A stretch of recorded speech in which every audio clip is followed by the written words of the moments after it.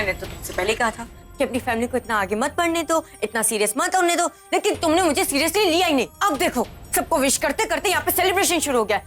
यहाँ नीचे जो कुछ भी हो रहा है ना, उसके जिम्मेदार तुम दोनों हो। शट अप तन्नू, जो होना था सो हो गया, ब्लेम करने से कुछ नहीं होगा।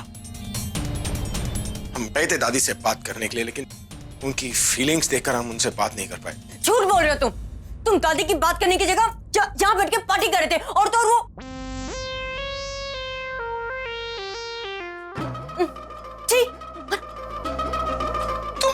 तनु हम पार्टी नहीं कर रहे थे, हम बस वो ड्रिंक कर रहे थे। वो दादी से बात नहीं कर पाए इसलिए टेंशन में थे। उसके बाद वही पर सो गए, सुबह उठकर बात करने ही वाले थे। बस इतना ही किया? क्या आप याद नहीं? याद नहीं का मतलब? अरे ऐसा क्या कर दिया हमने जो तुम इतना सुना रही हो? हम तो बस वहाँ पे तुम दोनों एक दूसरे को किस करने वाले थे। व्हाट?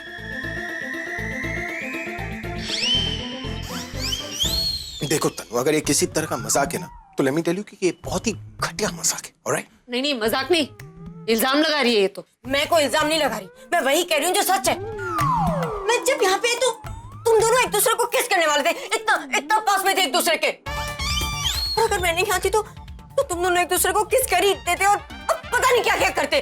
और तुम ये सब कुछ इसलिए कर रहे थे ताकि तुम प्रज्ञा को प्रेग्नेंट कर सको। किससे?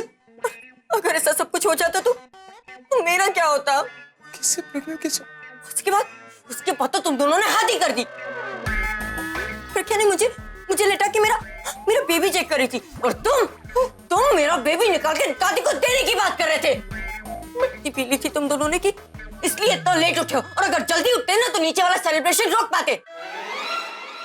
अब पता है क्या, अब तुम दादी को समझाने के बजाय नीचे जो गेस्ट आएंगे ना उनको समझाना, जो मीडिया आएगी ना उन्हें समझाना। और ये तुम्हारे बच्चे के आने की तैयारी नहीं, मेरे इस घर से जाने की तैयारी हो रही है।